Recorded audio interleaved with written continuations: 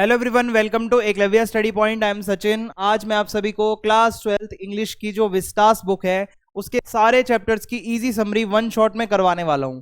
अभी तक अगर आपने कुछ भी नहीं पढ़ा था पूरे सिलेबस में से तो आप एक ये वीडियो देख लेना, सारी की सारी स्टोरी आपको बहुत अच्छे से याद हो जाएगी।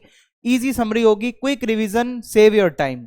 इसके अलावा मैंने फ्लेमिंगो बुक के जितने भी चैप्टर्स हैं वो करवा दिए हैं वन शॉट में। वीडियो अवेलेबल है चैनल पे, आप जाके देख लीजिएगा। सबसे रिसेंट वीडियो में वही मिलेगी आपको।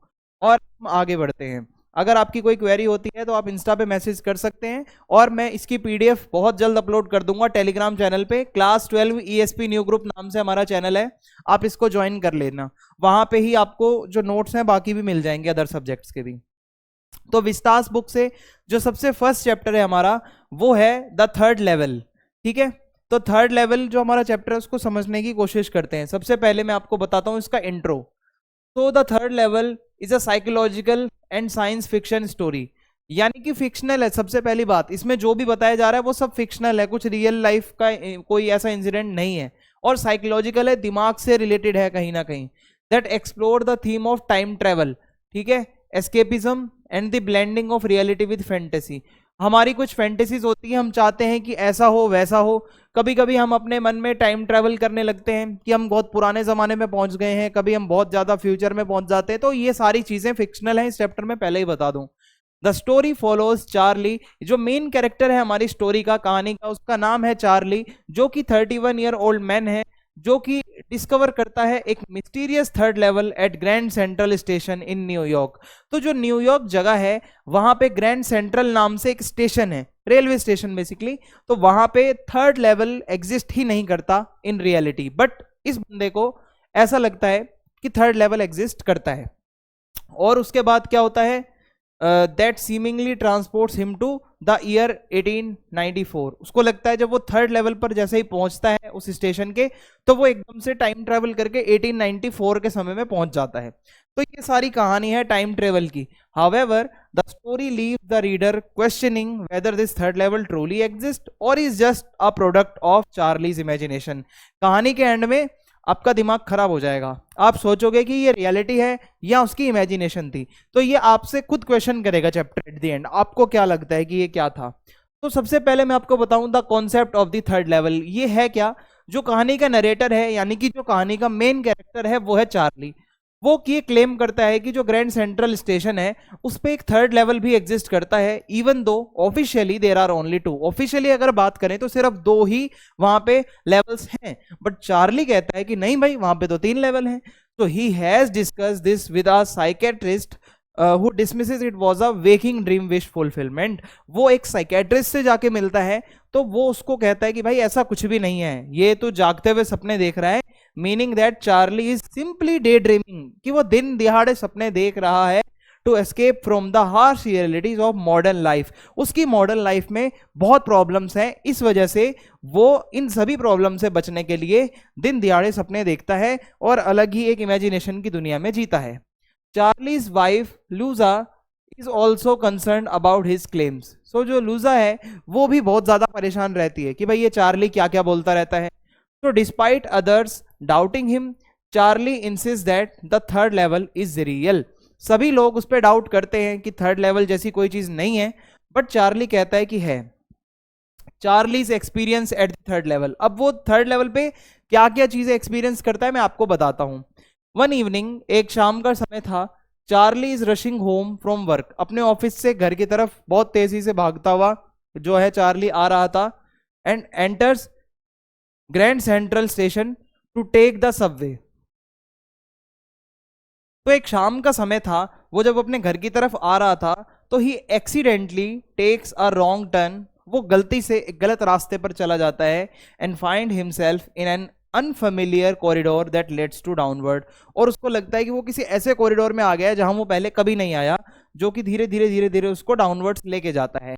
तो the architecture, lightning and atmosphere, यानी कि जहां पे उसको वो सब फील हो रहा था, वहां की लाइटनिंग बहुत अलग थी, वहां का आर्किटेक्चर एकदम अलग था और एटमॉस्फेयर बहुत अलग था।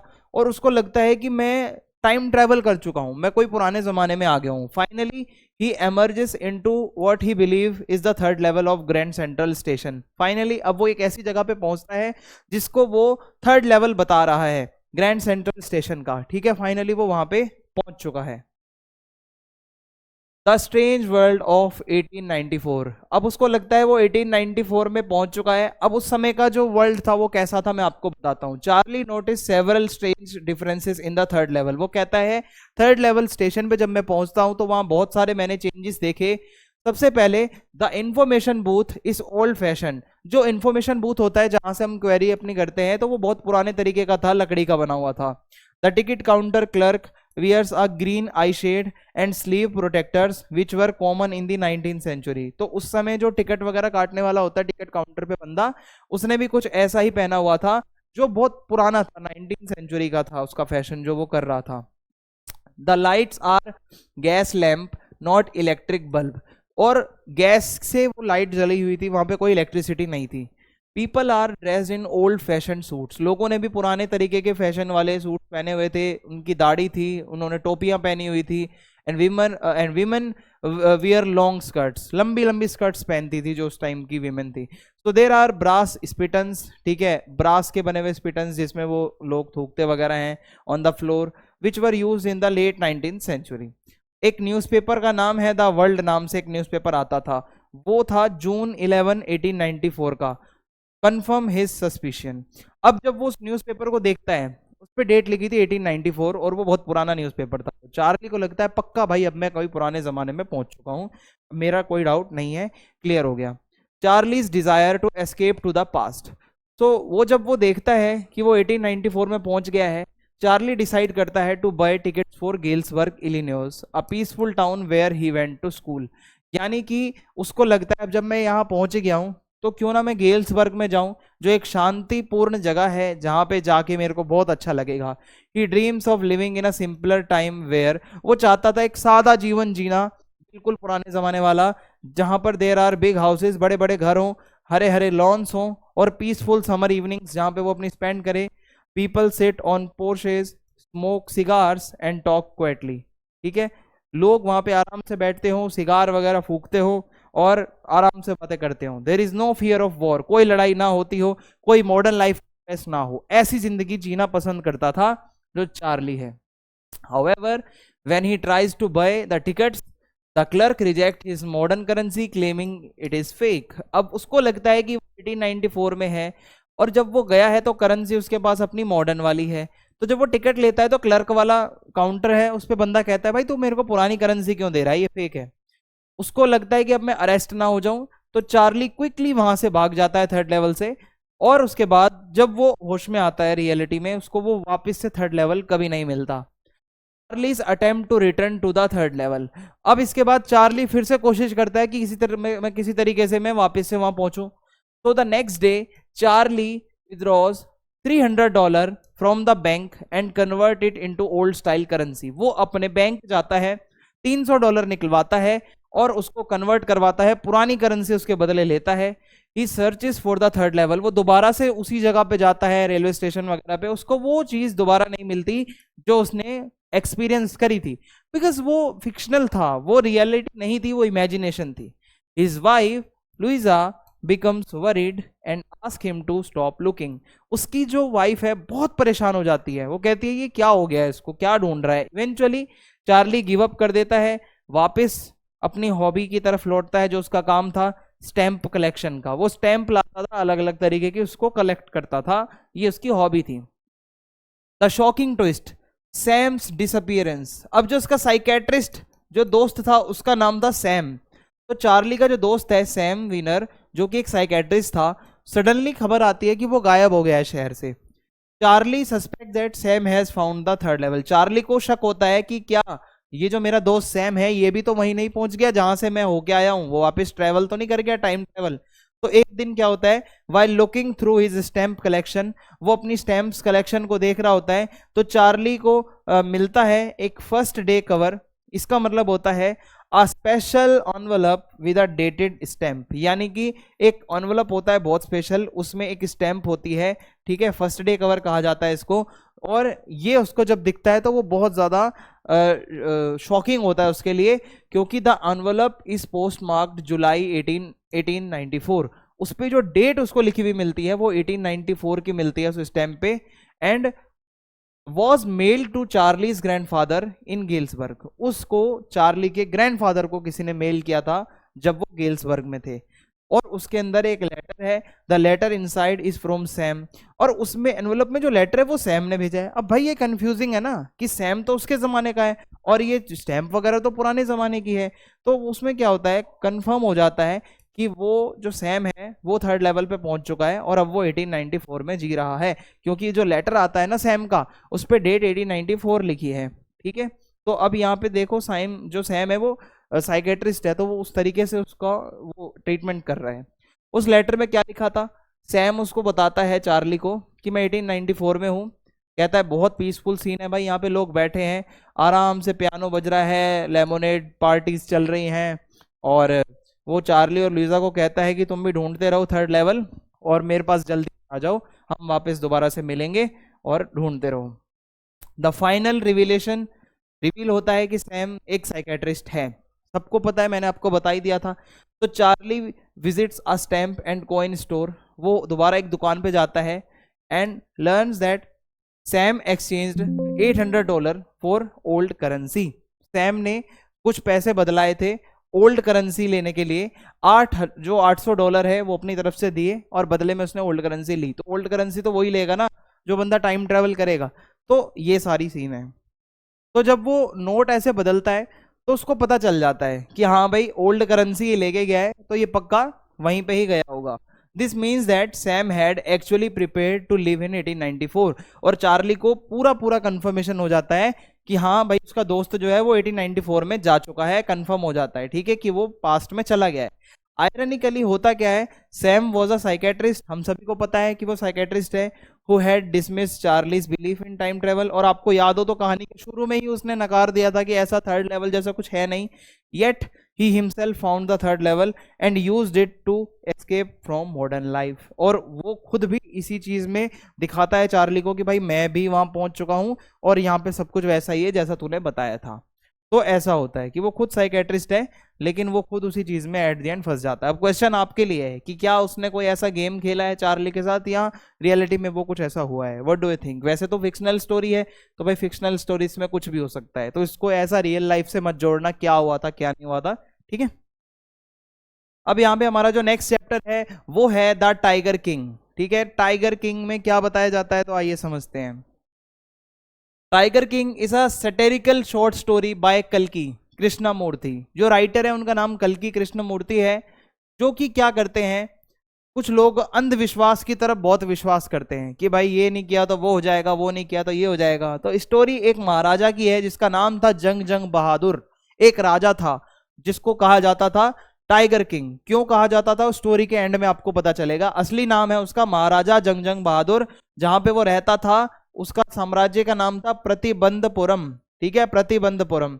Who is obsessed with killing 100 tigers, और उसको टाइगर किंग इसलिए कहा जाता है क्योंकि वो 100 टाइगर्स मारना चाहता था, और वो चाहता था कि उसके लिए एक जो भविष्यवाणी हुई थी, ठीक है, जिसको कहते हैं प्रोफेसी, भविष्यवाणी में ये कहा गया था कि इस राजा की जो डेथ होगी उसका कारण होगा एक टाइगर। तो जब से वो भविष्यवाणी हुई, राजा के मन में टेंशन बैठ गई, उसने बोला मैं सारे ही टाइगर मार दूंगा, ठीक है, ये जो प्रेडिक्शन है इसको गलत कर दूंगा। डिस्पाइट हिज एक्सट्रीम मेजर्स, उसने अपने लेवल पे बेस्ट दिया, 99 टाइगर मार दिए, पर 100th टाइगर वो नहीं मार पाया। यही इस स्टोरी का मेन इंटरेस्ट है कि वो 100 टाइगर क्यों नहीं मरा, कौन सा था। तो एक भविष्यवाणी होती है बर्थ के समय, the beginning of the fear, यहीं से डर शुरू होता है राजा का। तो the maharaja of Pratibandhapuram also known as Jung Jung बहादुर, तो जंग जंग बहादुर है, उसको टाइटल दिया गया था टाइगर किंग का। जब उसका जन्म हुआ था, रॉयल एस्ट्रोलॉजर्स वहां पर बैठे हुए थे, यानी कि जो बड़े बड़े ज्योतिष होते हैं वो वहां पर थे। उन्होंने प्रिडिक्ट किया था कि एक टाइगर के हाथों ये मारा जाएगा, यानी कि इसकी मौत का कारण एक टाइगर बनेगा। The infant surprises everyone by speaking at just 10 days old. वो राजा सिर्फ 10 दिन का था, और ऐसा बताया जाता है कि वो बोलने लगा था और बोलता है कि ये क्या भविष्यवाणी है, मैं कुछ नहीं, मैं डरता ही नहीं हूं टाइगर वगैरह से, जो होगा देखा जाएगा। The chief astrologer wants that his death will come from a tiger, और जो सबसे वहां पे बड़ा जो चीफ एस्ट्रोलॉजर बैठा था उसने भी यही बोला कि टाइगर की वजह से ही तेरी डेथ होगी। द बेबी बोल्डली डिक्लेयर्स, वो जो छोटा बेबी था उस टाइम पे, जो राजा छोटा था, वो कहता है लेट टाइगर्स बी अवेयर, जो टाइगर हैं वो मुझसे सावधान रहें, मैं नहीं डरता उनसे। So this prophecy shapes his entire life leading to his obsession with killing tiger. यहीं से वो ऑब्सेस्ड हो गया था बचपन से ही कि मैं सारे टाइगर्स को मार दूंगा, मैं किसी टाइगर को छोड़ूंगा नहीं। The Maharaja's war against tigers. तो जब वो बड़ा होता है, the Maharaja become more powerful and takes the throne at 20। जब 20 साल का था तो वो राजा बन जाता है, गद्दी पे बैठता है। He believes in the prophecy, वो उसमें बिलीव करने लगता है कि जो भविष्यवाणी हुई थी, और वो सारे टाइगर्स को मारने लगता है, हंटिंग करने लगता है। ही पर्सनली हंट्स टाइगर्स, वो खुद जा जाकर टाइगर्स को मारा करता था, और वो 100 टाइगर्स किसी भी तरीके से मारना चाहता था, ठीक है, क्योंकि भविष्यवाणी ऐसी थी 100वां टाइगर इसको मारेगा। Each time he kills a tiger he feel stronger and more confident. जब जब वो एक टाइगर को मारता, तब तब वो और ज्यादा स्ट्रॉन्ग और ज्यादा कॉन्फिडेंट महसूस करता। However, the chief astrologer warns him, फिर दोबारा से वो कहता है, जो वहां पे भविष्यवाणी करने वाला था, your majesty may kill 99 tigers but you must be extremely careful with the 100th one. यानी कि हे महाराज, तुम 99 टाइगर तो मार दोगे, पर जो 100th टाइगर होगा उससे सावधान रहना। तो महाराजा हंसता है और कहता है कि अरे कुछ नहीं होता, मैं देखो ना शिकार करता रहूंगा, देख लेंगे 100 टाइगर को भी। Conflict with the British officer, the power struggle. होता क्या है, उस टाइम पे ब्रिटिशर्स थे यहाँ पे इंडिया में, तो एक ब्रिटिश ऑफिसर आता है उसके किंगडम में, और परमिशन लेने आता है कि मैं यहाँ पर हंटिंग करना चाहता हूँ टाइगर्स की। भाई वो कैसे परमिशन देगा, वो तो खुद टाइगर हंटर है। सो द महाराजा रिफ्यूजेस, महाराजा मना कर देता है, fearing that he will not able to complete his 100 tiger, कि अगर मैंने इसको परमिशन दे दी तो मैं 100 टाइगर कैसे मारूंगा, टाइगर ही खत्म हो जाएंगे मेरे इधर। तो ब्रिटिश ऑफिसर की जो वाइफ है वो डिमांड करती है कि भाई मेरे को एक बहुत महंगा डायमंड का कोई रिंग दे दो एज अ कंपनसेशन, वरना हम यहाँ से जाएंगे नहीं भाई, हमें प्राइब वगैरह कुछ तो दो ऐसा। फिर क्या होता है, महाराजा 50 डायमंड की रिंग जो कि 3 लाख रुपए की थी वो देता है, और इससे वो जो ब्रिटिशर है वो खुश हो जाते हैं और उसका किंगडम बच जाता है। But the Maharaja the obsession with tiger grow stronger, but अब उसका ऑब्सेशन और बढ़ जाता है क्योंकि वो धीरे धीरे 100 टाइगर के पास पहुंचने वाला था। The problem, no more tiger in the kingdom. अब दिक्कत आ जाती है, महाराजा ने इतने टाइगर मार दिए थे, लगभग 70 टाइगर्स, 70 टाइगर 10 दिन में मारे, 10 ईयर में मारे उसने। अब यहाँ पे टाइगर खत्म हो गए। However, the tiger population in his kingdom goes extinct, बिल्कुल खत्म। अब वो डेस्परेट हो गया कि भाई मैं कैसे वो अपना मिशन कंप्लीट करूंगा। फिर वो एक प्रिंसेस से शादी करता है जिसके किंगडम में टाइगर थे। भाई सोच रहे हो उसका दिमाग कैसा है कि प्रिंसेस भी वो ढूंढो जहां पे टाइगर की पॉपुलेशन ज्यादा हो, ताकि मैं अपने आप को बचा सकूं। होता क्या है, एवरी टाइम जब जब वो अपने ससुराल में जाता था टाइगर मार के आता था। इवेंचुअली वो टोटल 99 टाइगर अब मार चुका है, अब 100 टाइगर बचा है, ये भी मार दिया तो वो बच जाएगा। होता क्या है, अब एक टाइगर बचा था, उसका गोल पूरा हो जाता उस टाइगर को मारते संग ही। The search for the 100 tiger, the final hunt. अब आखिरी बारी उसको शिकार करना था। तो the Maharaja searches everywhere for the last tiger but finds none. वो बहुत घूमता है इधर उधर लेकिन कोई टाइगर नहीं मिलता। एक दिन क्या होता है, sheep start disappearing from a village and the Maharaja believes a tiger is responsible। धीरे धीरे धीरे गांव में जो शीप्स होती हैं, भेड़ बकरियां जो भेड़ होती हैं, वो उनका नंबर कम होने लगता है। तो महाराजा को शक होता है कि यहाँ टाइगर कोई ना कोई है। तो उसके बाद क्या होता है, he raises taxes and threaten officials ordering them to find the tiger immediately। वो एकदम से टैक्स बढ़ा देता है कि भाई मुझे कहीं से भी टाइगर ला के दो, वरना मैं तुम सब लोगों का जीना हराम कर दूंगा, मुझे यहाँ पे टाइगर चाहिए। जो उसका मिनिस्टर है जिसको दीवान कहा जाता था, वो बहुत डर गया था, अपनी जान बचाने के लिए सीक्रेटली वो एक पुराना टाइगर लेके आता है जू से और उसको फॉरेस्ट में प्लेस कर देता है। महाराजा फाइनली शूट करता है टाइगर को, उसको लगता है कि उसका मिशन पूरा हो गया। लेकिन जब वो वापस अपने पैलेस में आता है सेटिस्फाइड होके एकदम सो जाता है कि हाँ मैंने तो मेरी किस्मत बताई थी उन्होंने, पंडितों ने, और जो भी वो एस्ट्रोलॉजर्स थे उनको गलत साबित कर दिया। लेकिन सच्चाई क्या थी, 100 टाइगर मरा ही नहीं था, शूट तो कर दिया था बट वो मरा नहीं था। तो महाराजा जब वहां से जाता है, उसके जितने भी आदमी थे वो देखते हैं कि टाइगर तो अभी भी जिंदा है, वो मरा नहीं है, वो घायल हुआ था सिर्फ। तो महाराजा की जो बुलेट है वो मिस हो गई थी और टाइगर सिर्फ फेंटेड हो गया था उस झटके से, एकदम से जब वो आवाज आती है वो एकदम गिर गया था, मरा नहीं था भाई वो। अब उनको लगता है अगर महाराजा को बताया कि वो मरा नहीं है, तो वो भाई बहुत बुरा करेंगे हमारे साथ। तो the Hunter secretly kill the tiger. अब भाई उसके बंदे ने खुद ही मार दिया उस टाइगर को। सोचो, वो उसकी जान का मामला है भाई, और इसके बंदों ने खुद ही मार दिया 100 टाइगर को, जो राजा को मारना था। सो रियलिटी तो यही हुई, उसने सिर्फ 99 ही मारे हैं फिर अभी तक। फिर क्या हुआ है, उसको वो दफना देते हैं और कहते हैं कि महाराजा ने 100 टाइगर मार दिए हैं, महाराजा ने, वो टाइगर किंग है। तो महाराजा को तो पता ही नहीं था भाई सच्चाई ये है, पता होता तो वो एक बार ही वापस चला जाता, फिर मार देता। लेकिन उनके लोगों ने बताया नहीं, तो महाराजा तो इसी खुशी में था कि भाई मैंने तो खुद को बचा लिया। The ironic death of the Maharaja. लेकिन अब एक और वो है ट्विस्ट। आप सोचोगे 100 टाइगर तो मर गया ना, उसके बंदों ने मार दिया, अब कौन सा टाइगर बचा है जो उसको मारने आएगा। तो कुछ दिन बाद महाराजा के बच्चे का जन्मदिन था, जो 3 साल का था सिर्फ। तो वो बर्थडे गिफ्ट देने के लिए महाराजा ने उसको एक लकड़ी का खिलौना दिया, टाइगर वाला, टाइगर वाला, ठीक है। और वो जो वुडन टाइगर था वो बहुत बुरी तरीके से बेकार सा बना हुआ था, बहुत ज्यादा, ऐसा होता है ना कभी लकड़ी का खिलौना होता है शार्प सा होता है, हाथ में चुभ जाता है तो खून वून भी निकल सकता है। तो वो उसके हाथ में कहीं पे ऐसा चुभा। हुआ क्या, जब वो खेल रहा था, one of the splinters pricks the Maharaja's hand. वो जो चोंच सी निकली होती है लकड़ी की, वो एकदम से चुभती है उसके हाथ में, वो घाव बनता है, धीरे धीरे इन्फेक्शन होता है, और एक सीरियस इन्फेक्शन बनता है, सर्जरी हो जाती है, महाराजा मर जाता है उस इन्फेक्शन की वजह से, जो लकड़ी के टाइगर की वजह से हुआ था। उस बंदे ने असली के टाइगर मार दिए 99, पर एट द एंड उसकी डेथ लकड़ी के टाइगर से हुई। इन दी एंड 100 टाइगर, जो कि एक वुडन टॉय था, वो अपना बदला लेता है, और जो भविष्यवाणी थी वो सच हो जाती है कि टाइगर किंग मर जाएगा। अगला चैप्टर है journey to the end of the earth. अब हम समझेंगे, ये थोड़ा एनवायरमेंट से रिलेटेड चैप्टर है, बहुत अच्छा चैप्टर है। तो journey to the end of the earth is a travelogue. Travelogue का मतलब है जब आप कहीं ट्रेवल करते हो और वहां की चीजें देख के कुछ लिखते हो उसके बारे में। राइटर तिशानी दोषी हैं, वो डिस्क्राइब करती है अपनी जर्नी को। अंटार्कटिका में जब वो गई थी aboard Russian research vessel Akademik Shokalskiy, ठीक है। तो वो जब जाते हैं रिसर्च के तौर पे वहां पे गए थे एक्सप्लोर करने। The story explores climate change. सबसे पहले वो हमें ये बताएंगी कि क्लाइमेट चेंज हो रहा है, और अर्थ की हिस्ट्री हमें बताएंगी, the delicate balance of ecosystem and the effect of human activities on environment. ये 3 से 4 चीजों पे हम डिस्कस करेंगे इस चैप्टर के अंदर। The journey to Antarctica. तो जो नरेटर है तिशानी दोषी, वो अपनी जर्नी शुरू करती है मद्रास चेन्नई से, इंडिया से, at the 13.09 degree north of the equator. ये एग्जैक्ट लोकेशन दी हुई है, आप सिर्फ इतना याद रख लो कि मद्रास में वो रहने वाली थी।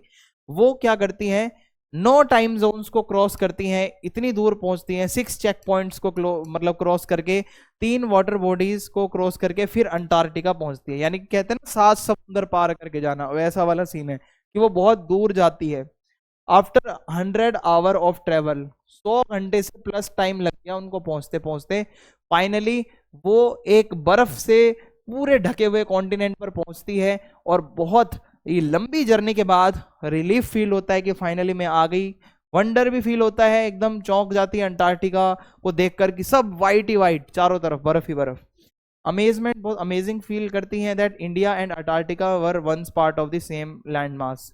वो आपने सुना होगा पेंजिया पैंथालासा वाला सीन, ज्योग्राफी अगर आपने पढ़ी है, तो ये सारे कॉन्टिनेंट जुड़े हुए थे। तो वो बहुत ऐसा अमेजिंग फील करती है कि एक टाइम ऐसा भी था, ये सब जुड़ा हुआ था। Antarctica's connection to the past, Gondwana land, ठीक है।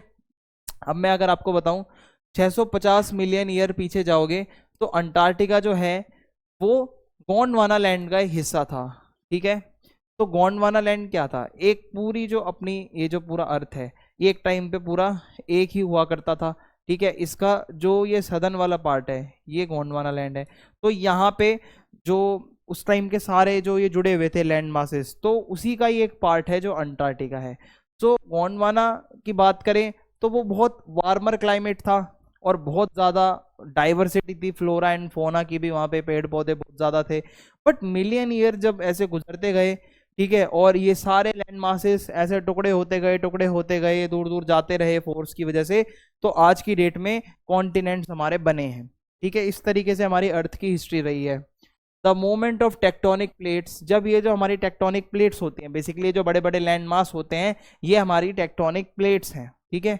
So India drifting northward and colliding with Asia, forming the Himalayas.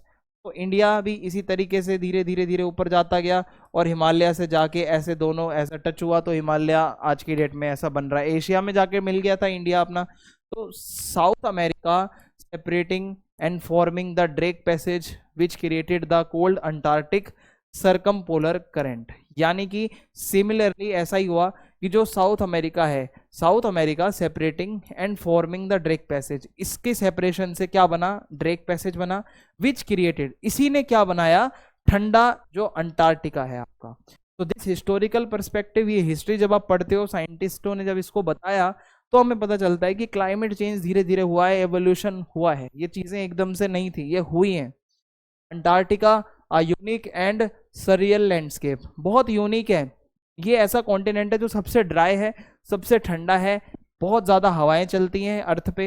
It has no human settlement, कोई इंसान वहाँ नहीं रहता, और ये ऐसा है कि एक नेचुरल सी ऐसी जगह है जो अनटच्ड है, अभी तक इंसानों ने कुछ नहीं किया वहाँ पे। 90% of the world's total ice is stored in Antarctica, दुनिया की 90% जो आइस है वो अंटार्कटिका पर है, पूरा बर्फ का ही है ना वो ढका हुआ। The landscape is devoid of trees, कोई पेड़ पौधे नहीं है, बिल्डिंग नहीं है, बिलबोर्ड्स नहीं है, और एकदम ऐसा लगता है कि आप किसी और प्लेनेट में पहुंच चुके हो। द 24 आवर डे लाइट, 24 घंटे वहां पे डे लाइट रहती है, ठीक है। 24 hour daylight of the austral summer creates a surreal atmosphere. The only sounds are avalanches and ice sheets breaking, जो वहां आवाज आएगी आपको ऐसी बर्फ की टूटने की आवाज आएगी, यही आवाज आती है, reinforcing it's isolation and purity, की कितना प्योर है भाई ये जो एरिया है और कितना आइसोलेटेड है दुनिया से, ये आपको पता चलता है। The human impact on Antarctica, so humans have existed for only 12,000 years yet they have damage the environment significantly. हमें 12,000 साल हुए तो हमने इसी में ही इतनी सारी चीज़ें डैमेज कर दी हैं जो बहुत ज़्यादा हैं। ह्यूमन एक्टिविटीज से क्या हुआ है, हमारी एक तो पॉपुलेशन बढ़ रही है और कंपटीशन हो रहा है, बहुत ज़्यादा रिसोर्सेज कम है, बंदे ज़्यादा हैं। डिफोरेस्टेशन, पेड़ पौधों को हम उगने नहीं देते, जंगलों को हम काट देते हैं, पॉल्यूशन कर रहे हैं, और हैबिटेट डिस्ट्रक्शन, इससे क्या है, जंगली जानवर वगैरह ये सब जो रहते हैं वो सब हम उनका तोड़ रहे हैं। Excessive burning of fossil fuels, जो फॉसिल फ्यूल्स हैं वो सब हम इतना ज़्यादा यूज़ कर रहे हैं, ठीक है, लीडिंग टू क्लाइमेट चेंज। तो यही रीज़न है ना, ये रिसोर्सेज ना होना, ये सारी चीज़ों का एक्सप्लॉयटेशन करना, इसी से ही क्लाइमेट चेंज हो रहा है, पॉल्यूशन वगैरह से। Antarctica is crucial for climate studies, आपको अगर समझना है क्लाइमेट चेंज क्या रियल है या नहीं तो आप अंटार्कटिका जाइए। जो आइस की शीट्स हैं वहाँ पे वो स्टोर करती है carbon, records from 500,000 years ago, यानी कि its ice sheets store carbon records from 500,000 ago. Melting ice caps could raise sea levels, अगर ये आइस कैप्स, ये जो बर्फ की चीजें हैं ये पिघलेंगी तो इससे समुद्र का पानी और ज्यादा बढ़ जाएगा, और जो कोस्टल सिटीज हैं, मान लो इंडिया है, इसकी जो किनारे वाली सिटीज हैं, तो ये सारी जब समुद्र का पानी बढ़ेगा तो ये सारी सिटीज तो एकदम गायब हो जाएंगी, ठीक है। वर्ल्ड वाइड कोई भी दुनिया भर में ऐसी कोस्टल सिटी है उस पर अफेक्ट होगा वो। Scientist monitor Antarctica to predict future climate changes, scientist लोगों के लिए अंटार्कटिका बहुत ज़रूरी है, फ्यूचर में क्लाइमेट चेंज का क्या प्रभाव होगा वो वहीं से पता चलता है। The students on ice programme, होता क्या है, जो तिशानी दोषी है वो बेसिकली स्टूडेंट्स के साथ गई हुई हैं, सभी रिसर्च वर्क के लिए गए हैं, जिसका प्रोग्राम का नाम है स्टूडेंट्स ऑन आइस।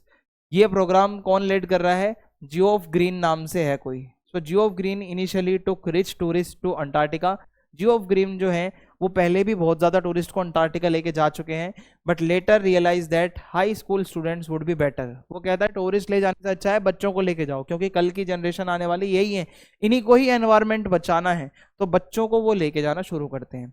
तो programme gives young students first hand experience of climate change, इससे यंग स्टूडेंट्स को दिखता है कि सीधा जाके हाँ क्लाइमेट चेंज का ये असर हो रहा है और वो उनको एक्शन लेना चाहिए। So Antarctica is the best place to understand climate change, क्योंकि ग्लेशियर्स दिख रहे हैं वहाँ मेल्ट होते हुए, आइस शेल्स आर कोलैप्सिंग, और even small environmental change have major global effects. अगर कुछ भी ऐसा होगा क्लाइमेट में तो दुनिया भर में उसका इफेक्ट दिखेगा, ये सब आप अंटार्कटिका में देख सकते हो। द इम्पोर्टेंस ऑफ फाइटोप्लैंक्टन, तो इसमें क्या होता है कि फाइटोप्लैंक्टन में क्या है, अंटार्कटिका सिंपल इकोसिस्टम, क्योंकि वहाँ ज़्यादा डाइवर्सिटी नहीं है तो इकोसिस्टम वहाँ का बहुत सिंपल है, वो बहुत एक आइडियल जगह है आप एनवायरमेंटल चेंजेस को अगर समझना चाहते हो।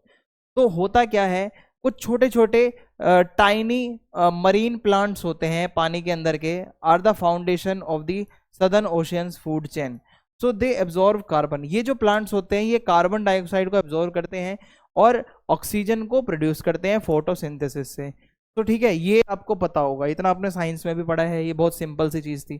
तो depletion of the ozone layer affect phytoplankton which in turn, अगर ये ओजोन लेयर का डिप्लेशन होगा, सीधी रेज आने लगेंगी, तो ये चीजें एकदम इस पे बहुत असर पड़ेगा।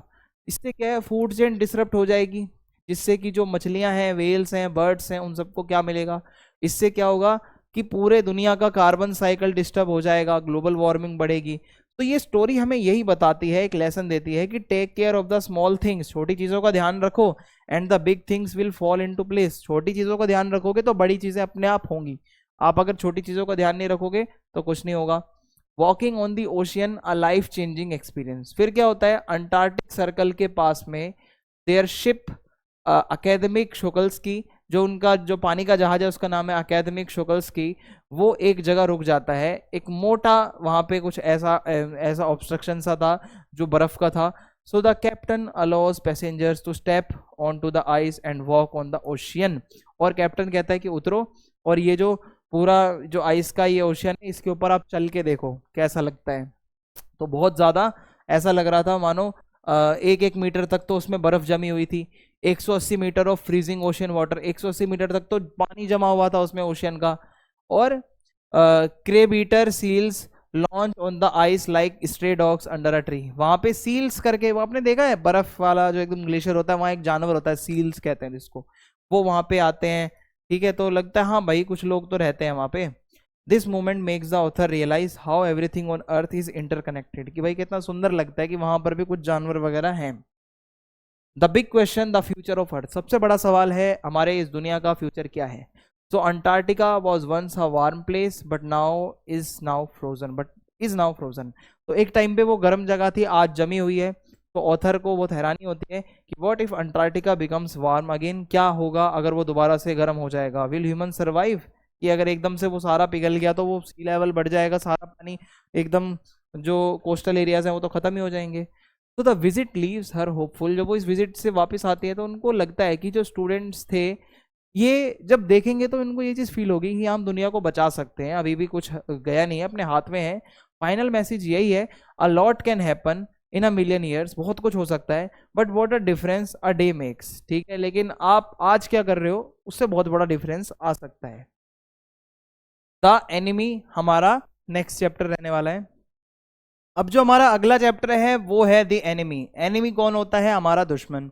तो इस चैप्टर में कौन किसका दुश्मन है देखते हैं। The enemy is a story, एक इस टाइम की स्टोरी है जब वर्ल्ड वॉर सेकंड चल रहा था। वर्ल्ड वॉर सेकंड में आपको पता होगा कि जापान और दूसरी तरफ यूएसए बहुत ज्यादा दुश्मन थे एक दूसरे के। तो इसमें हमें ये पता चलता है कि क्या हमें ह्यूमैनिटी देखनी चाहिए या हमें देशभक्ति के ऊपर ध्यान देना चाहिए। तो कहानी है डॉक्टर सदाओ होकी की, जो कि एक जापानीज सर्जन है, who finds an American prisoner of war. उसको एक दिन अमेरिकन प्रिजनर मिलता है वॉर का, यानी कि मान लो आप लड़ते लड़ते आपको किसी दूसरे देश के बंदे ने पकड़ लिया तो वो आपको प्रिजनर बना लेगा। तो अब वो ऐसा ही एकदम घायल सा, एकदम जख्मी हालत में मिलता है, पानी के किनारे पड़ा हुआ उसके घर के सामने। तो अब वो इस दुविधा में फंस जाता है, क्या ह्यूमैनिज्म, मतलब वो हमारे अंदर एक जो ह्यूमैनिटी होती है उसके तौर पर मैं उसको बचाऊं या उसको मरने दूं या उसको अथॉरिटीज के हवाले कर दूं, क्योंकि है वो अमेरिकन और ये है जापानीज, तो दोनों की बनती नहीं, दोनों एनिमी हैं। तो यही उसका वो है मेन, कि मैं जापानीज सिटीजन होने के नाते लॉयल रहूं या डॉक्टर होने के नाते ह्यूमैनिटी को देखूं। तो डॉक्टर सदाओ का बैकग्राउंड बताता हूँ। डॉक्टर सदाओ एक जापानीज सर्जन थे और साइंटिस्ट भी थे, और अमेरिका में उन्होंने अपनी ट्रेनिंग करी थी डॉक्टरी की, और बाद में वो जापान वापस आते हैं। वो वॉर वगैरह में नहीं जाते थे क्योंकि वो मेडिकल जो है फील्ड में थे इस वजह से, और वो जख्म कैसे उसको हील करना है, जो ज़्यादातर जो वाउंड्स होते हैं उसको ट्रीट करते थे। और इसके अलावा जापानीज आर्मी का जो जनरल था तो उसको लड़ाई में इसीलिए नहीं भेजा गया था क्योंकि जो जापान की आर्मी का जनरल था वो भी उसको बहुत बड़ा डॉक्टर मानता था और उसी पे ही रिलाई करता था सर्जरी वगैरह करवाने के लिए, उसी पे ही भरोसा था उसे बस। So he lives on the Japanese coast, वो एकदम समुद्र किनारे उसका घर था सदाओ का, अपनी वाइफ के साथ रहता था, उसकी वाइफ का नाम था हना और उसके बच्चे भी थे। ठीक है, इस तरीके से है। Discovery of the bounded American soldier. अब जो इस कहानी का सबसे बड़ा कैरेक्टर है जो कि एनिमी है इनका जापानीज लोगों का, अमेरिकन बंदा जो सोल्जर है, एक शाम का समय था, वाइल स्टैंडिंग ऑन इस कोस्टल वरांदा, वो अपने एकदम समुद्र किनारे अपने घर के वरांदे में खड़ा था और वो देखता है कि उसको दूर से कुछ ऐसा चलता हुआ रेंगता हुआ सा दिख रहा था। A man is washed assure, वो एकदम किनारे पानी के कोई ऐसा बंदा पड़ा हुआ है, उस पर बार बार वो पानी आ रहा है, इंजर्ड है और बेहोश सा है, वो ऐसा उसको नजर आता है उसके घर के बाहर। फिर वो देखता है एज सदाओ एंड हना अप्रोच, जब वो वहां आगे बढ़ते हैं वो देखते हैं कि वो एकदम ब्लीडिंग हो रही थी, उसको खून निकल रहा था क्योंकि उसको बुलेट लगी थी उसके बैक पे, और उसके बाल येलो थे और उसकी बियर्ड काफी रफ थी। पता चल रहा था वो एक वाइट अमेरिकन है, क्लियरली अमेरिकन लोगों के बाल थोड़े से येलो होंगे और बियर्ड थोड़ी रफ होगी। उसकी टोपी पे भी लिखा था यूएस नेवी, तो इससे तो प्रूव हो गया कि भाई वो तो उनका एनिमी है। अगर किसी ने देख लिया सदाओ को एनिमी को बचाते हुए तो सदाओ का भी काम तमाम हो जाएगा। तो उनको हेजिटेशन हो रही थी क्या वो उसको हेल्प करें क्योंकि मरने वाला था वो, या वो उसको हैंड ओवर कर दें जापानीज अथॉरिटीज को। अब ये बहुत बड़ा डिलेमा है। So the dilemma, patriotism versus humanity, क्या देशभक्ति यहां पे होनी चाहिए या फिर ह्यूमैनिटी। ऑप्शन 1 तो ये कहता है कि पुलिस को रिपोर्ट कर दो और आप देशभक्त बन जाओ क्योंकि वो आपका एनिमी है जापान का, ठीक है, और आप उसको शेल्टर दोगे तो आप खुद अपने देश से धोखेबाजी कर रहे हो, देशद्रोह है ये। तो the law demands that all enemies be captured और किल्ड, कानून ये कहता है सारे के सारे एनिमी या तो पकड़े हुए हों या मरे हुए हों, आप किसी को शेल्टर नहीं दे सकते। ऑप्शन 2 कहता है इंसानियत के नाते और एज अ डॉक्टर आपकी ड्यूटी होती है, आप किसी को मरने नहीं दे सकते। As a doctor it is his duty to save lives, जान बचाना उसका कर्तव्य है, नो मैटर कौन पर्सन है सामने। तो बिल्कुल भी उसका वो डॉक्टरी वाला जो पेशा है वो उसको अलाउ नहीं कर रहा था कि वो मरने दे उस बंदे को। Hana also hesitates but support her husband decision to help the man, पहले तो हना भी हेजिटेट कर रही थी पर बाद में वो भी सपोर्ट करती है अपने हस्बैंड को कि ठीक है हेल्प करते हैं। तो वो उस अमेरिकन बंदे को अपने घर में लेकर आते हैं, कैरी करके किसी तरीके से वो लाते हैं। तो ट्रीटिंग द एनिमी, अब वो अपने दुश्मन को ट्रीट करेंगे, लेकिन जो उनके नौकर चाकर हैं वो गुस्सा हो गए कि मालिक आप अपने दुश्मन को कैसे शेल्टर दे सकते हो, हम तो जा रहे हैं काम धंधा छोड़ के, हम नहीं रह सकते आपके साथ। सदाओ सर्जरी करने ही वाला था और सारा हॉट वाटर वगैरह जो है उसकी वाइफ लेकर आई थी। उसके जो सर्वेंट्स थे उसमें बहुत ज्यादा एक पुराना गार्डनर भी था और उनकी मेड यूमी भी थी, वो कहते हैं हम हेल्प आपकी नहीं कर सकते। जो गार्डनर है वो कहता है कि the sea and war intended to kill the man so saving him is wrong, यानी कि ये इसको बचाना गलत है, ये वॉर का बंदा है। Yumi refuses to watch the white man, जो यूमी मेड है वो कहते मैं इसको नहीं धोऊंगी क्योंकि ये बहुत डिस्गस्टिंग है, ये मेरे लिए पॉसिबल नहीं है, ये हमारा दुश्मन है। The servants fear punishment if the authorities find out, नौकरों को भी लगने लगा अगर पुलिस को पता चल गया तो भाई साथ साथ हमारी भी ऐसी तैसी हो जाएगी। तो हना पूरी रिस्पॉन्सिबिलिटी लेती है उस सर्जरी की और अपने पति सदाओ को हेल्प करती है ऑपरेशन करने में कि चलो ठीक है हम दोनों मिलके खुद ही कर लेते हैं।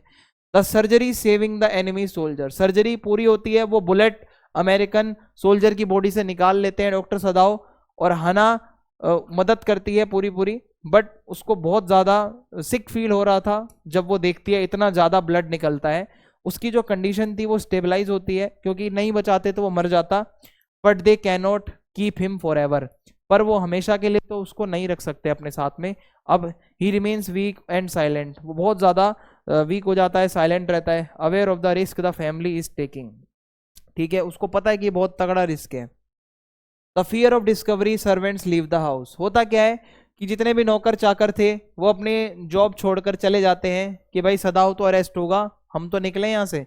हना को टेंशन हो जाती है कि अब मेरे बच्चों की सेफ्टी का क्या होगा, और वो घर खाली खाली लगने लगता है, नौकर चाकर चले जाते हैं। So they can not hide the soldier much longer, उस बंदे को वो ज्यादा दिनों तक बचा के नहीं रख सकते, किसी न किसी के थ्रू पता चल ही जाएगा। Sadao's visit to the general a deadly plan, फिर क्या होता है सदाओ डिसाइड करता है कि वो इन्फॉर्म करेगा जापानीज जनरल को। तो the general needs Sadao for a future surgery and does not want him arrested. तो सदाओ की जरूरत तो पड़ती रहती है जनरल को, वो उसको अरेस्ट भी नहीं करेगा, आगे की सर्जरीज भी करवानी है उसे। तो instead the general offers to send assassins to quickly kill the American. General कहता है कि मैं चुपचाप से मरवा दूंगा उसको, पता भी नहीं चलेगा। सदाओ एग्री कर लेता है, reluctantly thinking this will remove the problem. उसको लगता है ठीक है यार, प्रॉब्लम तो खत्म होगी, उसने अपनी तरफ से बता दिया। The Assassin's do not come. हुआ क्या, 3 रातें गुजर गई, सदाओ को लगा कि अब मारने वाले आएंगे, पर कोई नहीं आया। Each night he lessons for footsteps. वो देखता था किसी के कदमों की आवाज आ रही है या नहीं आ रही, बट होता कुछ भी नहीं था। उसको रियलाइज हो गया कि general was too self absorbed and forgot about his promises. वो खुद भूल गया कि जनरल को किसी को भेजना था मरवाने के लिए, तो जनरल भूल गया होगा। अब सदाओ मदद करता है अपने दुश्मन सोल्जर की उसको भगाने में, एस्केप में। सदाओ डिसाइड करता है कि अब मैं खुद अपने हाथ में मैटर ले लेता हूँ, जनरल तो भाई भूल गया है करना क्या था। वो क्या करता है, अमेरिकन सोल्जर को खाना देता है, कपड़े देता है और एक फ्लैश लाइट देता है। उसको सारे इंस्ट्रक्शंस देता है कि भाई आसपास आइलैंड है, वहां चले जाना, कोई कोरियन फिशिंग बोट दिखेगी तुम्हें, उसका वेट करना। द अमेरिकन थैंक्स सदाओ। वो जो अमेरिकन बंदा है वो डॉक्टर सदाओ को थैंक यू कहता है कि मेरी जान बचाने के लिए आपका बहुत बहुत शुक्रिया। और उसके बाद में the general's reaction, no consequences of for Sadao. तो 1 हफ्ते बाद सदाओ बताता है जनरल को कि सोल्जर भाग गया है, और जनरल कहता है कि मेरी गलती है, मैं भूल गया था, मैंने मरवाने के लिए बंदे नहीं भेजे थे। He also does not report Sadao. वो सदाओ की भी रिपोर्ट नहीं करता, क्योंकि उसको खुद सदाओ चाहिए था एज अ डॉक्टर आने वाले टाइम में। तो Sadao reflection a question of humanity. तो उसी शाम सदाओ सोचता है समुद्र किनारे बैठकर कि भाई वो कहाँ पे सोल्जर भागा होगा। फिर उसको याद आता है कि जब वो अमेरिका में था वहाँ उसने बहुत रेसिज्म फेस किया था और डिस्क्रिमिनेशन, कि लोग उसको जैपनीज जैपनीज कह के बहुत चिढ़ाते थे। येट उसने एक चांस दिया है एक अमेरिकन बंदे को और उसको मरने से बचाया है। तो सदाओ इसी उसमें सोच में खो जाता है और वो हैरान होता है, Y could not I kill him even though he was my enemy. मैं क्यों नहीं उसको मार सका, वो मेरा एनिमी भी था। Was it because I was train to save life not take them. यानी कि मुझे सिखाया गया है जान लेनी नहीं है, जान बचानी है। ठीक है, तो ये है। अगला चैप्टर है हमारा on the face of it. On the face of it को समझेंगे बहुत इजी वे में। On the face of it एक 1 एक्ट प्ले है, यानी कि एक नाटक है जो कि लिखा है सुजन हिल ने, जो कि बताता है कभी कभी हमें इतना ज़्यादा अकेलापन होता है, प्रीजुडिस, एक्सेप्टेंस, कुछ चीज़ें हमें एक्सेप्ट कर लेनी चाहिए, और ह्यूमन नीड फॉर कंपेनियनशिप, कभी कभी हमें किसी की जरूरत होती है जो हमें मोटिवेट करे। ये स्टोरी है एक यंग बॉय जिसका नाम है डेरी, जिसका फेस जला हुआ था, और एन ओल्ड मैन, एक बूढ़ा आदमी जिसका नाम मिस्टर लैम्ब है, जिसका एक पैर नकली था, यानी कि टिन का था। तो डिस्पाइट देयर डिफरेंसेस, दोनों में कुछ ना कुछ डिफरेंसेस थे, एक का मुंह जला हुआ है दूसरे का पैर नहीं है। They form a bond of understanding and encouragement. तो उनका बॉन्ड बन गया, होता है ना सेम सेम कैटेगरी वालों का। तो showing how attitude shapes one's outlook one on life, यानी कि आपका बॉन्ड बनता है कभी कभी जब आपके जैसा ही कोई प्रॉब्लम में फंसा हुआ बंदा आपको दिखता है। इंट्रोडक्शन क्या कहता है, the meeting in Mr Lamb's garden. सबसे पहले जो डेरी है वो लैम्ब से मिलता कहाँ पे है, उसके गार्डन में। तो the play opens in Mr Lamb's garden, जहां पे डेरी जो कि एक 14 साल का ओल्ड, मतलब 14 ईयर ओल्ड बच्चा सीक्रेटली जाता है एक गार्डन में। Derry is startled when Mr Lamb speaks to him. Derry थोड़ा घबराया हुआ था जब मिस्टर लैम उससे बात कर रहे थे। तो Mr Lamb is an elderly man, थोड़ा बूढ़ा आदमी है वो, उसका एक पाँव जो है वो टिन का है, नकली है, but he remains cheerful, but फिर भी वो खुश रहता है। देखो दोनों की पर्सनैलिटी, डेरी डरा डरा सा रहता है, लेकिन जो मिस्टर लैम है वो बहुत ज्यादा हैप्पी रहते हैं, उनको कोई टेंशन नहीं होती किसी की। He wants Derry to mind the apples in the garden as they were windfalls and can make him trip। यानी कि he wants Derry to mind the apples in the garden as they were windfalls and can make him trip। यानी कि वो Apple वगैरह खाने के लिए कहता है। Derry is defensive and withdrawn assuming people dislike him because of his burnt face। Derry डर जाता है, थोड़ा डिफेंसिव सा हो जाता है कि यार लोग वैसे ही मुझसे बात नहीं करते, मेरा फेस जला हुआ है तो क्या होगा। लेकिन फिर भी मिस्टर लैम उसे कहते हैं कि मैं वेलकम करता हूं तुम्हारा मेरे गार्डन में, तुम आ जाओ, तुम्हें जो खाना है तुम खा सकते हो, कोई दिक्कत वाली बात नहीं है। Dairies insecurity and his fear of people. तो डेरी बहुत ज्यादा इनसिक्योर रहता है, वो रिवील करता है कि लोग उसको अवॉइड करते हैं, उससे बात नहीं करना चाहते, क्योंकि उसका फेस जला हुआ था और वो एसिड से जला था, ठीक है। वो मानता है कि that everyone is afraid of him, सब उससे डरते हैं, जब भी even when they try to pretend otherwise. यानी कि ये सच्चाई है कि लोग मुझसे डरते हैं भाई, बस लोग नाटक करते हैं बात करने के लिए। ही रिकॉल्स एन इंसिडेंट, उसको याद आता है एक किस्सा जहां वेर अ विमेन विस्पर्ड, ऐसा फुसफुसाया, that only his mother could love his face, यानी कि सिर्फ उसकी मम्मी ही उसके फेस से प्यार कर सकती है, वरना कोई नहीं करेगा जले हुए मुंह वाले से। इससे उसको इतना कड़वा लगा, इतना गुस्सा आया कि वो सोशली एकदम दूर हो गया सबसे। उसको लगता है यार हर कोई उसके बारे में यही सोचता होगा। Mr Lamb's wisdom and philosophy of life. अब लाइफ को लेकर मिस्टर लैम क्या सोचते थे? Mr Lamb share his own experiences with disability. वो कहते हैं क्योंकि डिसेबल तो वो भी हैं, उनको भी प्रॉब्लम है, उनका पैर नहीं है, तो वो एक्सप्लेन करते हैं कि वॉर में मेरी एक टांग चली गई।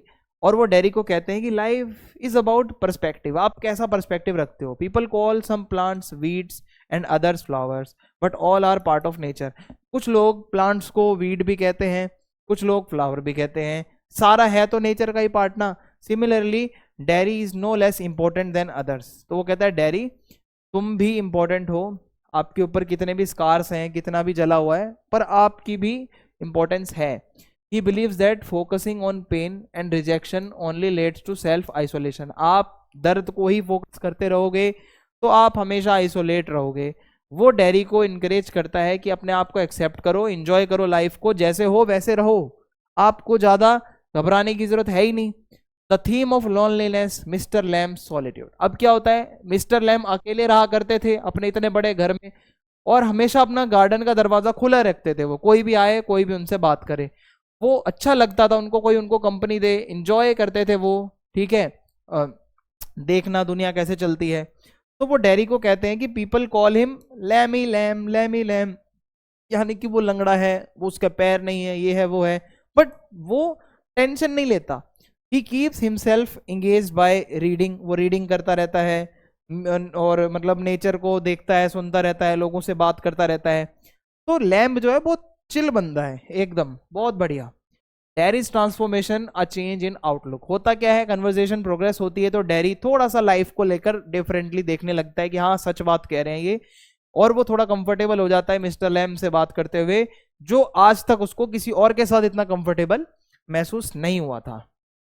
फिर मिस्टर लैम उसको कहते हैं the world has a whole face and it is there to be looked at, you can lock yourself up in a room but that won't change the world. आप अपने को कमरे में बंद भी कर दोगे तो भी दुनिया को आप नहीं बदल सकते, तो दुनिया के बारे में मत सोचो। अब यहां से डेरी स्टार्ट करता है बिलीव करना that he can live a normal life, कि हाँ मैं भी नॉर्मल लाइफ जी सकता हूं। Not let his scars define him, मेरे जो चेहरे के स्कार्स हैं, जो जला हुआ है, वो मेरे को डिफाइन नहीं करता। फिर वो जब घर पे आता है तो डेरी की मम्मी तो नाराज हो जाती है। डेरी जब वापस घर पहुंचता है उसकी मदर कहती है कि दोबारा से उस मिस्टर लैम्ब के घर पे मत चला जाइयो। She beliefs rumours about mister lamb and thinks he is not a good influence. उसने अफवाहें सुनी है मिस्टर लैम्ब अच्छा आदमी नहीं है, तो वो कहती है अपने बेटे को डेरी को कि दोबारा मत जाइयो। डेरी फिर भी ये सोचता है, वो पता है उसको कि भाई मिस्टर लैम्ब अच्छे हैं, वो वापस दोबारा से जाकर रहेगा उनके पास, और वो जाता भी है। और वो अपनी मम्मा को कहता है if I don't go back I will never go anywhere in life again, कि मैं अगर उन अंकल के पास नहीं गया तो मैं लाइफ में कहीं नहीं जाऊंगा। और वो वापस से मिस्टर लैम के गार्डन में जाता है, अपना प्रॉमिस पूरा करता है और जाके उनसे दोबारा मिलना चाहता है। बट अब यहाँ पे एंडिंग हो चुकी थी, मिस्टर लैम की डेथ हो चुकी है। तो जब डेरी पहुंचता है मिस्टर लैम के गार्डन में और देखता है कि वो ऐसा सीढ़ी चढ़ रहे थे एप्पल्स तोड़ने के लिए, सडनली वो सीढ़ी से गिरते हैं, और वो जब जमीन पे आते हैं तो जब वो भाग के डेरी उनके पास पहुंचता है तो बहुत लेट हो चुका था, मिस्टर लैम की डेथ हो जाती है। तो डेरी बहुत ज़्यादा हार्ट ब्रोकन, दिल टूट जाता है उसका। वो रियलाइज़ करता है कि मिस्टर लैम कितने इंपॉर्टेंट बंदे थे उसकी लाइफ में, उसको लेसन्स देते थे। ये नाटक यहीं पे ख़त्म होता है कि Derry weeping beside Mr Lamb, वो ऐसा आंसू पहुँच रहा है अपने, और बहुत ज़्यादा इमोशनल सा मोमेंट क्रिएट होता है एट द एंड। अब हमारा अगला चैप्टर है मेमोरीज ऑफ चाइल्डहुड। तो इसके दो पार्ट हैं, दोनों पार्ट आपको मैं इजीली समझा देता हूँ। तो मेमोरीज ऑफ चाइल्डहुड क्या है, इसमें दो कहानियां हैं, ऑटोबायोग्राफिकल नरेटिव्स हैं, खुद एक्सपीरियंस है, रियल लाइफ कहानी है। सबसे पहली कहानी है the cutting of my long hair, मेरे लंबे बालों को काटा गया, जिसको लिखा जिटकला सा ने, जो कि एक नेटिव अमेरिकन विमेन थी। दूसरा पार्ट है we too are human beings, जिसको बामा ने लिखा है, जो कि एक दलित विमेन थी तमिलनाडु से। आपको पता है दलित के साथ बहुत गलत हुआ था हमारे पास्ट में, तो उसी तरीके से ये दो कहानियां हैं। दोनों स्टोरीज हमें बताएंगी कैसे लोग ऑपरेशन का शिकार होते हैं, यानी कि लोग उनके ऊपर दबाव बनाते थे, कैसे उनके साथ भेदभाव होता था और कैसे उन्होंने अपनी लड़ाई लड़ी।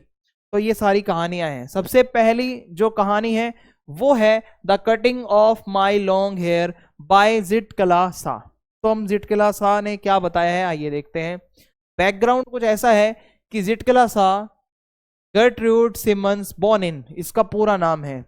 तो वो एक नेटिव अमेरिकन राइटर थी और एक्टिविस्ट थी। उसको एक मिशनरी स्कूल में भेजा गया था जहां पे उसको चलाते थे गोरे लोग, यानी कि white people, where she faced cultural operation. वहां जो लोग थे गोरे वो अपने आप को कल्चरली बहुत सुपीरियर मानते थे और इसको वो बहुत तंग करते हैं। कैसे? The first day at school, जो पहला दिन था, तो हुआ क्या, ये कहानी शुरू होती है जिटकला सा जब अपने बोर्डिंग स्कूल पहुंचती है, नेटिव अमेरिकन के लिए जो बनाया गया था। वो डिस्क्राइब करती है कोल्ड वेदर था, स्ट्रेंज से कस्टम थे वहां के रीति रिवाज, स्ट्रिक्ट रूल थे, ringing bells and loud noises make her feel overwhelmed and trapped, यानी कि वहां बेल इतनी तेज तेज बजती थी, इतनी तेज तेज वहां पे नॉइजेस आती थी। The humiliation at the dining hall, अब डाइनिंग हॉल वाला किस्सा सबसे इंपॉर्टेंट है। ब्रेकफास्ट का समय था, तो जिटकला सा does not understand the dining etiquette, उसको नहीं पता था ये लोग खाना खाते समय क्या एटिकेट फॉलो करते हैं। वो बैठती है, बहुत जल्दी बैठ जाती है, वो बिल्कुल अनअवेयर थी कि स्टूडेंट्स को वेट करना पड़ता है, एक बेल बजेगी उसके बाद बैठना है फिर खाना है। तो एक वाइट विमेन आती है, उसकी तरफ घूरती है और उसको बहुत अनकंफर्टेबल फील करवाती है कि बेटा तू बैठ कैसे गई। वो आंखों आंखों में ही उसको डरा देती है।